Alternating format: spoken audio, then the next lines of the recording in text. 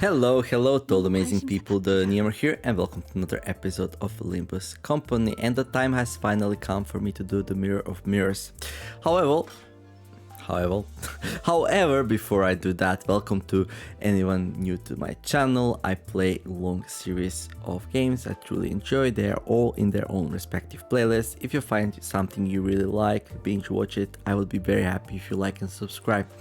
As for this game, you can find the full playlist in the comments and description below. You can go and check it out. What is this exclamation mark? Oh, friends. Somebody asked me to be their friend. You know what? I'll be like... yes, accept. There we go. Welcome to my friend list, whoever you are. Enjoy the stay. So yeah, people did me a big one when they added me to their friend list, so I got some nice bonuses for the event, which I finished in the last episode. So without further ado, let's go and do what we are here to do, and that's gonna be the mirror dungeons. So I have to do the Mirror of Mirrors on normal first before I can do it on hard. I have no starter buffs. I never did it before I never did this thing. And yeah, it will be interesting to see. Will you enter a Mirror of Mirrors on normal? Yes, I will. Okay, we're gonna pick a thing. Just gonna check whatever. So yeah, in the past I was like doing a lot of mirrors, and they never felt like I really needed to choose these E.G.Os carefully. So we need to select 7 sinners this time. Okay, well, let's go with the ones we have best identities for. So I'm gonna go with this one, Everyone's level 35, so it seems like we get maximum level identities here for the normal. And I think then the hard one is hard because you only get the levels that you actually own. Right, so Mirror Salt, let's grab her and then... like that maybe? Oh, one more.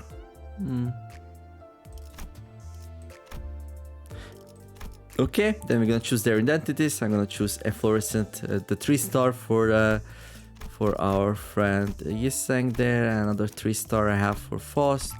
Then my 2 of my favorite ones. Then I got a 2-star level 35 for Ryushu. I uptied her and leveled her up because of Soda thing, which gave us bonus for the event. I didn't know that I don't have to actually bring her to fight, but now she's level 35, so let's use her, I guess. Then we got the 3-star Mirror Assault here. And then we got a, 3-star Ishmael, of course. And managed to extract her, but a little bit lucky there, I think, but... okay, then the Rhodian only have a 2-star, but that's okay, she's 35. I mean, everyone's 35 actually here, right? Right, everyone's 35. Yeah, Rhodian's definitely not 35 otherwise. Okay, I'm gonna grab that. I'm gonna go into the Mirror of Mirrors and see how much harder it is than the normal one.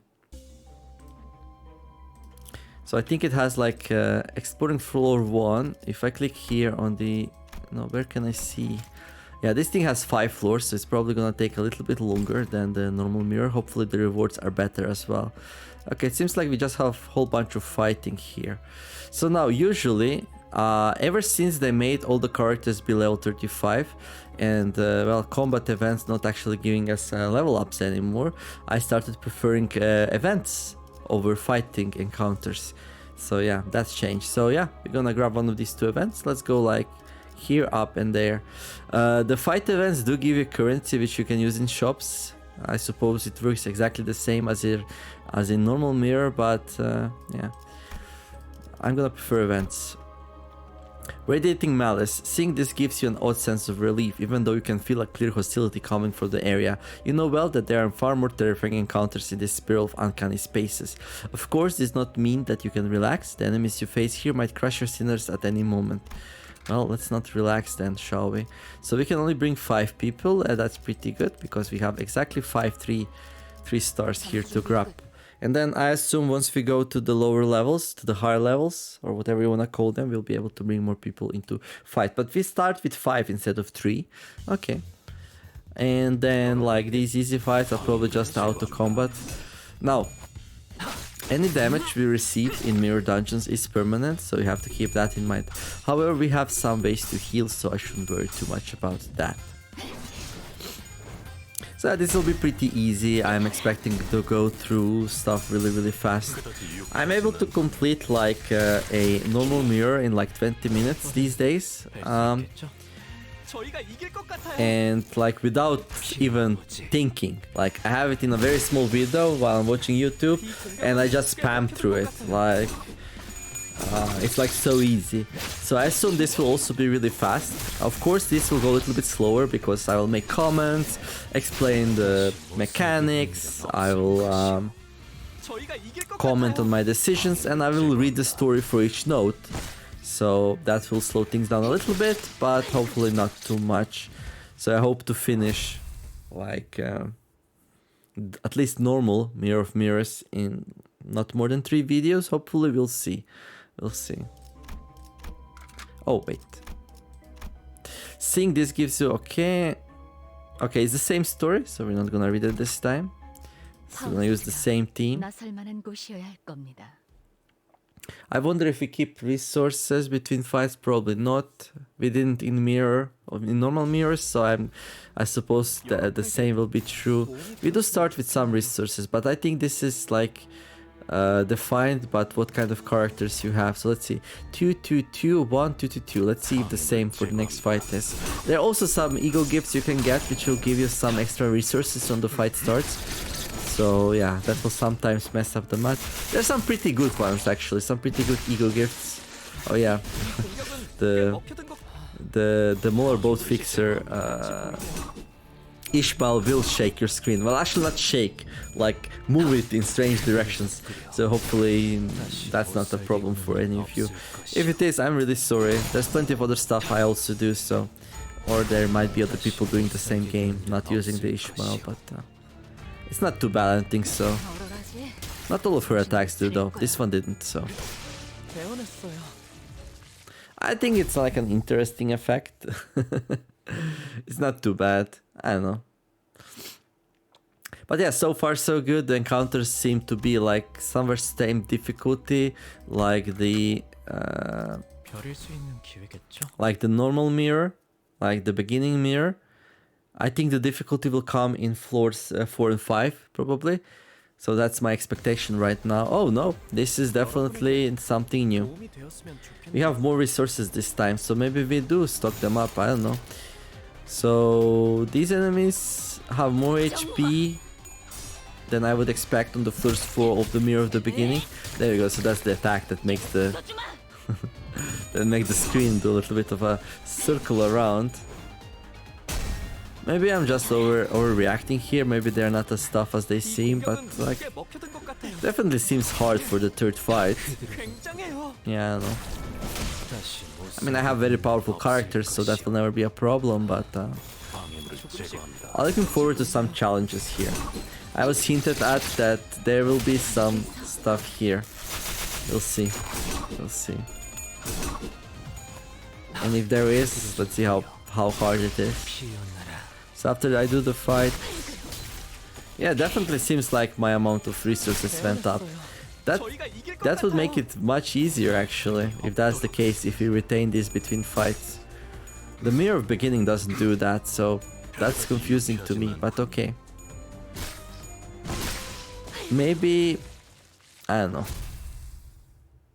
Maybe I'm just misunderstanding something.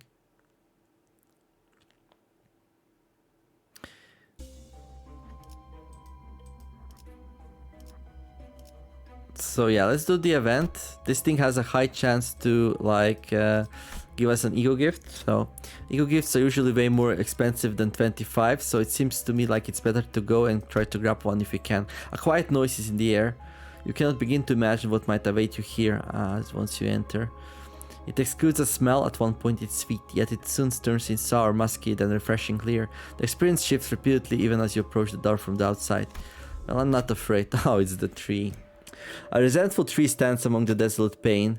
The place has an air of umbrage. Something feels discordant above the sky. You note one of the twigs growing out of the tree like an arm. Though the tree is unmoving, it seems to want something. Yeah, it wants water. If you give this thing water, it might give you an E.G.O gift. It soon boiled away as it would on a cast iron skillet. You don't see any change in the tree. No matter how you look at it, it's rather hard to tell. Proceed. Give it more water. You try pouring more water, but it still vaporizes in an instant. Maybe it started to absorb less. Another close look still shows no changes. I'm gonna give it even more water. With another go and look around, the tree appeared more alive than you first thought. The foreboding aura disappeared at some point too. Could you really have quenched its age-long thirst? The twig rustled and came to you. It gave you a handful of gifts as a token of gratitude. So now we got an E.G.O gift. I'm not gonna lie, once it took me 20 tries to get this thing. Like, I decided when I do fast runs of mirror dungeons, I just skip this event because it's so random. At least it was to me once. E.G.O gift, Thunder Branch earned. When inflicted in Rapture using skill effects, inflict one additional Rapture, increases its count by 1. Now some of these are more useful than others. All allies healed for 30 HP and SP, that's really good though. I like that. But yeah, depending on what kind of team you have, some gifts are more useful than others. This looks to be another point of refraction, if you can just make it past here, but you also get the feeling that it might repel you rather. Then take you deeper inside. Whichever direction it decides to lead you, there will be no going back. A solid wall of fear overwhelms you. Well, let's not be afraid, it's just business as usual. We're gonna fight a boss fight here though, so... The Mirror of Beginning has very easy floor 1 boss fights. Let's see what's gonna be here. Okay, a little bit harder than Mirror of the Beginning. So Mirror of Beginning would have this boss, which has 375 ADA and then 2 grunts. And here apparently it has 4 grunts. And it's not even a normality fight, so we cannot choose what goes where. We can just choose up or bottom. So... interesting. In any case, this will be a wash. I'm not expecting any problems here. Just two grunts more than usual. Like. And then once Ada is alone, we're gonna just blaze through her HP pool with no problems.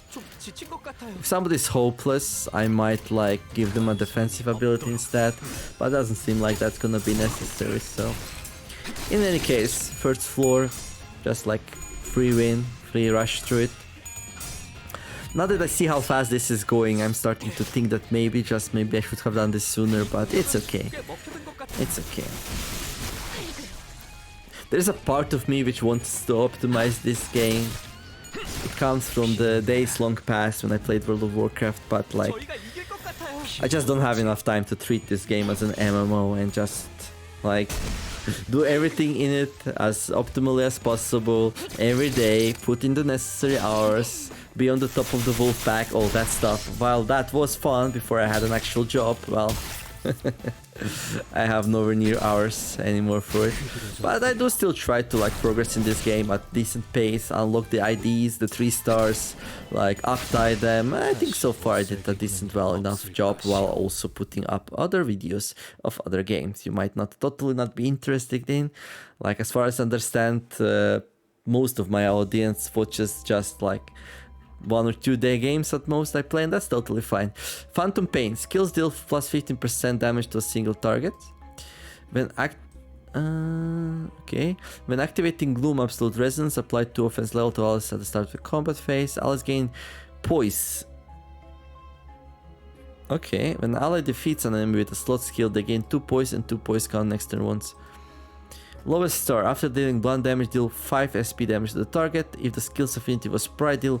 Let's go for SP damage here, because that's very well general. Well, not really. It's blunt damage, but you know, like 33% of the attacks will do nice damage to the target.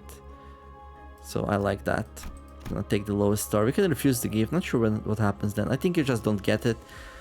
Some might have like anti-synergies, so maybe that's why option is there, but... E.G.O gift get combat participant limit +1 entry ticket, right? So now we can have up to 6 people, as we suspected might happen. This down here is a shop. So we'll be able to buy some stuff there. I think I'm fine with checking it out. Yeah. What we're gonna be avoiding is these difficult fights. What's that though? It might be useful. So if I was like, let's say, if I was speed running this thing, I would take the lower path because I only have to do 2 fights there. But I'm starting to think maybe it would be a good idea to like arm ourselves up. In which case, I probably want to pick this up and see what this is. Also, what's that? So do we take the hardest path here with most currency? Like this one? I'll do it. I'll do it for the first run. I'm gonna try hard it and try to pick up all the good stuff. Uncanny presentiment. Also, it's probably a little bit more interesting to watch, right? Because there's gonna be some more interesting fights. The space ahead induces a hair-raising sensation. If yet to see anything, you get the vivid feeling that something strange awaits ahead. You know you're about to come face to face with an unfathomable and otherworldly being. You'll be fighting an abnormality. Tum tum tum. Well, it's okay. It's alright. Oh yeah, I forgot to keep checking my resources, right? Let's see what they're at right now. They're pretty high. I would say we do accumulate them, which is weird, but okay. It's an abnormality fight. 6 Zions. Okay. Okay, that's everything's dominating, so I'm fine with that. They have decent amount of HPs. Things might get pretty hard in here. We'll see, we'll see. I'm curious about like what is the ratio of gained Limbus pass ticket progress and encephalining you need to, well, modules you need to accept gifts from this Mirrors of Mirrors dungeons. Depending on that ratio, I might be more inclined to farm these instead of mirror or beginner mirrors. But it's way too early to tell that. Also, the hard ones probably give more rewards and stuff like that. So, looking at them, they seem a little tired. Well, so I think for this video, I'm gonna finish the floor 2 here and then wrap it up. And then maybe next video can be floors 3 and 4. And then the final video can be floor 5. We could do it like that, I think. And then the real thing will be the hard one. And the next 3 videos will probably be me trying to do a hard dungeon. I mean a hard mirror. Which, as far as I understand, shouldn't like be any difference than your character's not being max level by default, but instead you will have to like level it up yourself first, which I mostly did for most of my characters. Some of them are still like level 34 and stuff, but shouldn't be too hard to do, right? The Spice Brush he sank really doing really well here. But yeah, this abnormality fight is actually not too bad, right? It goes a little bit slower because you have to watch animation by animation, nothing happens in parallel. So yeah, if you want to speedrun these things, that's why you should avoid these, but I want to see what the reward is, right? Because he did have like an icon and then an up thing. Let's see. We might get an E.G.O gift maybe. Let's see. We definitely get 5 coins more, which is not too big over a normal encounter, but something else we get, I think. We'll see now. No. Maybe I could have checked it here. Yeah, I don't see anything here. So what is this thing up here? Like this. What is that? I have no idea. These down here are elements which are effective in the fight, I believe. I have 155. That's not a lot to shop with, I guess. So maybe I should just continue grabbing money here. Do we actually go here? No, this is a hard encounter. It seems like this doesn't do anything. Why does it do anything?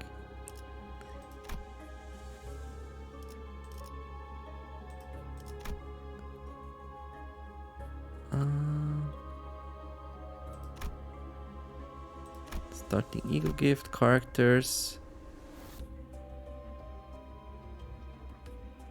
Presets. Oh, we can do presets. That's pretty good. I should check that out, definitely.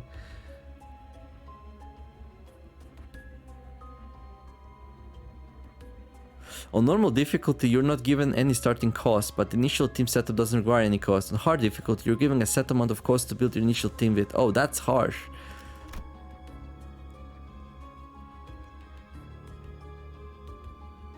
Okay.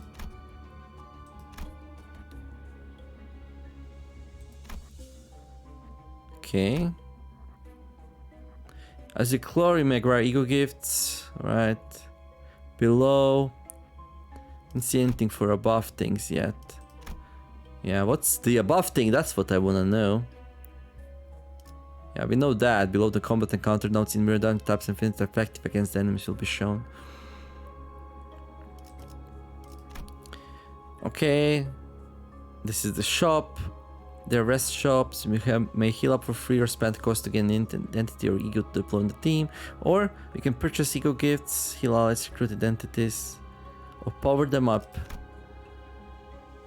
After clearing an expedition, you can spend Enkefaling modules to claim reward. If you use the weekly bonus eligible account, you can earn large amounts of battle experience and some lunacy.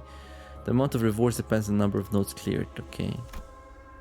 Hard difficulty reward. Once the hard difficulty of a mirror dungeon is unlocked, the hard difficulty reward count will be displayed above. On hard difficulty, you can earn more battle pass experience, but you may only claim the reward 3 times per week. The hard difficulty rewards bonus and the weekly bonus apply independently. You can maximize your rewards by applying the weekly bonus to the hard difficulty rewards. Right.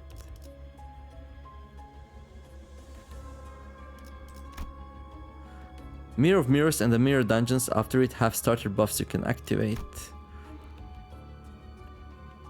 Right. Starter buffs can be activated using Starlight, provided various effects to add your Mirror Dungeon expedition. Starlight can be earned by playing Mirror Dungeons. Reaching further floors rewards more. Starter buffs apply to both normal and hard difficulties, but do not affect other Mirror Dungeons. You cannot use the Starlight from a Mirror Dungeon to activate starter buffs for the other Mirror Dungeons. And that's it. As far as I can tell, there's like zero information what this thing is, which is super weird. Okay, I'll just go here, here, and here anyway. Okay, yeah, the enemies want to crush our people at any moment. They sure indeed do so want to do that. Maybe it's just like a marker for difficulty.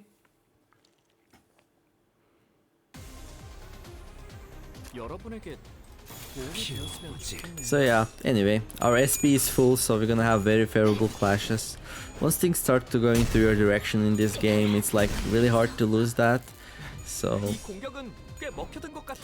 yeah, this gives us like basically 95% to win all the coin flips, and usually winning coin flips usually means winning clashes as well, so no problem here at all.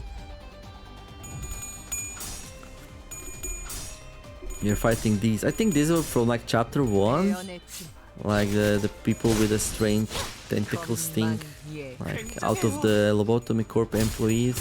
This is the like doing the things in parallel, by the way, that I talked about. Like we're not fighting abnormalities, like 4 fights at once. So this really speeds up the clear speed if you just do these normal encounters rather than abnormality ones.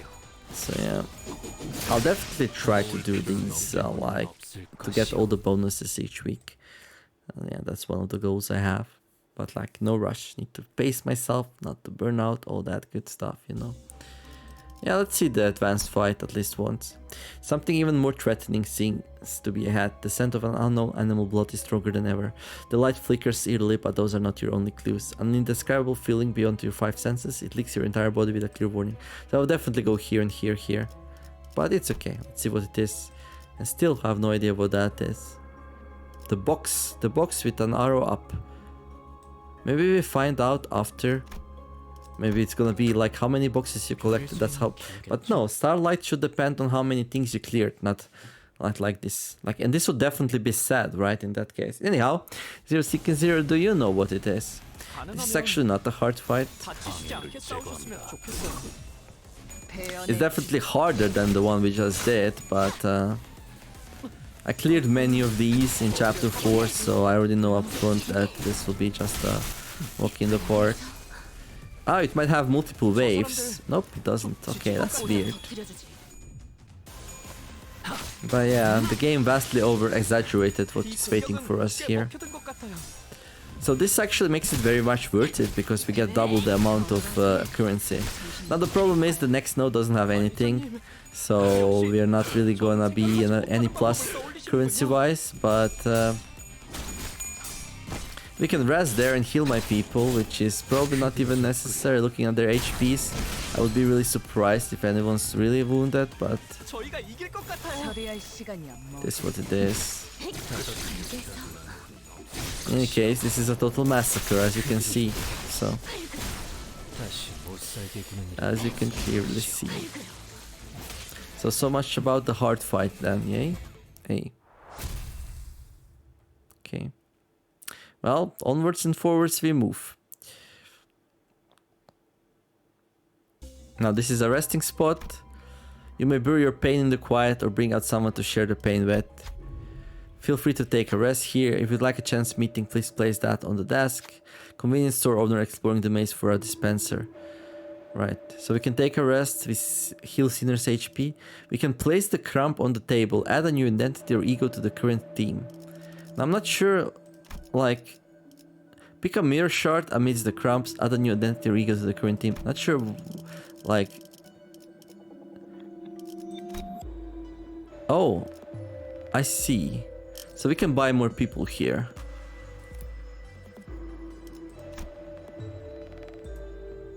For a cost. And then we might need these people. We could take them just in case. Is that really necessary though? Probably not. So I'll just take a rest here. So when I speedrun, I definitely don't do this thing. But this is gonna take a rest. So we can place the most tired sinner in the chair. The selected sinner heals 30% HP. It's much better to do this. All sinners take a seat to rest. All sinners heal 15% HP. And this is free, I believe. It was a bit cramped for everyone to sit, but the rest was blissful to have nonetheless. So this is a nice, so we don't have to bother healing people with your egos, but instead you just like occasionally go into this rest stops and yeah.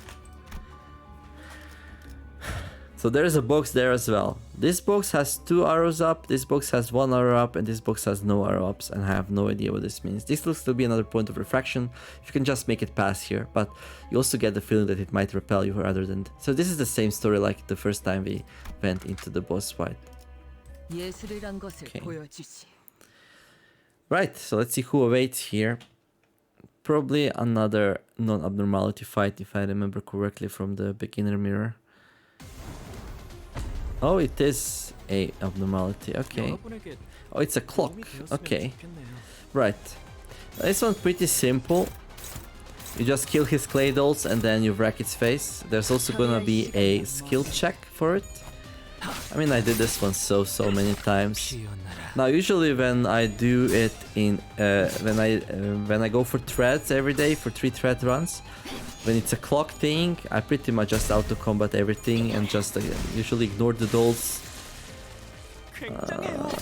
Well, actually no, I auto combat first couple of turns when we cannot attack the clock, and then I just switch to the clock full time.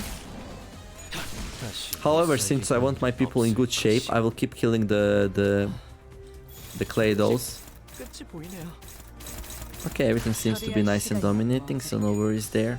So I'm gonna keep clearing the dolls, so otherwise they attack us, they do a little bit of damage, but you know. I don't think that would actually matter so far. I don't know what lies ahead. I don't know. So we're playing it safe here for the first time. Although I could probably like go through this mirror way faster if I cut corners, basically. It's gonna be interesting to do the hard one though. That's what I'm very curious about. Okay, there are many ways to calm one down, but this abnormality seems to like gifts the most. A fresh batch of blood might be able to appease it. Right. So we can offer a sinner or a clay doll. This option was not always available to me, but since it is, we're gonna use it. Otherwise, one of our sinners loses some HP. You gave a living clay doll as tribute, satiated the abnormality, calm down for a moment. All Doomsday counterparts gain 3 attack power down, so we make it weaker. It didn't lose the HP though. I thought usually it loses the HP.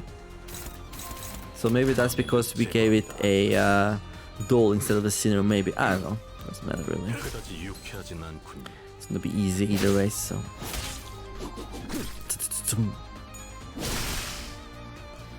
Okay. Go. Dolls. Die, dolls. It's not your day. I'm really sorry. Okay. He's gonna spawn some more, yeah. I mean, I think I just keep going for it, right? I mean, I do want to send something in there, right?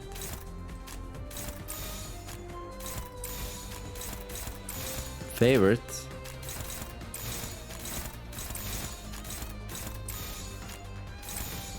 So usually I would just ignore the dolls here and just go for the clock, but since I don't know what alliance I had and what kind of difficulties, I rather keep my people nice and full on HP. Now this thing is a doomsday clock, and after some time it might do something really bad to our whole team, but that never happened to me. I'm confident that I have enough damage that I don't have to worry about this mechanic, but you know, we'll see. We can always stop attacking the dolls if I feel like things are going a little bit too slow, but I don't think they are really. So this thing is down to 315. The hit of the abnormality is wearing everyone down. We'll have to make an offering to calm its wrath.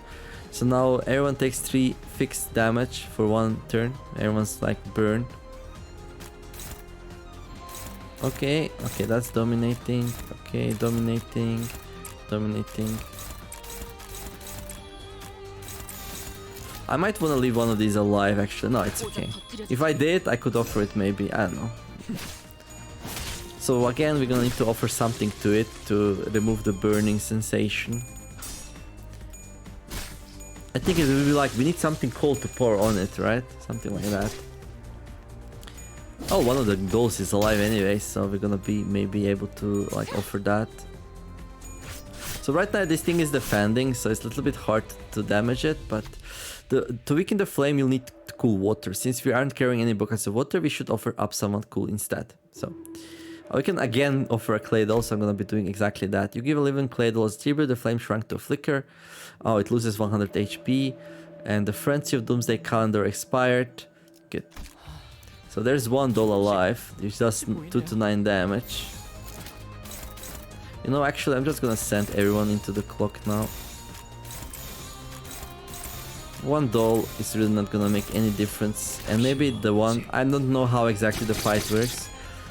I'm hoping that having a doll alive will prevent it from spawning 4 more. It will probably spawn them anyway, but like, let's just go for the experimentation sake here.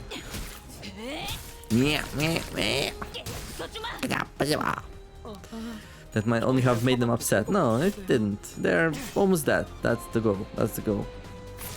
Okay, we get damaged a little bit by the doll. It's only one though, so. TIH. Oh, that was a lot of damage, I think. I don't know. In any case, that's done. And I'm gonna go to the next floor. I'm actually gonna make a cut in the video here, and I'll see you in the next one. Don't forget to like and subscribe if you enjoyed this episode. I wish you all to have a wonderful day and do some nice things. Be kind to each other, and let's make the world a better place together. Thank you all for watching, and see you in the next episode of Limbus Company and the floor 3 of the Mirror of Mirrors. TheNeomare signing out. Bye bye.